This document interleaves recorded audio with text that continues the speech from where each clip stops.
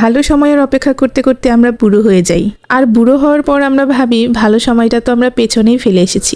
আমরা মানুষেরা কি অদ্ভুত, তাই না?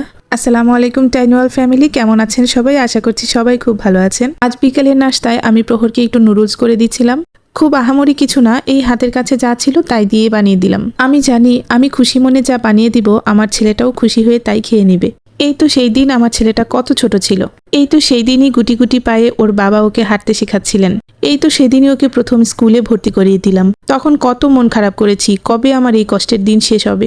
আস্তে আস্তে তো সেই দিনটা চলে গেল, মাসও গেল, বছরও গেল।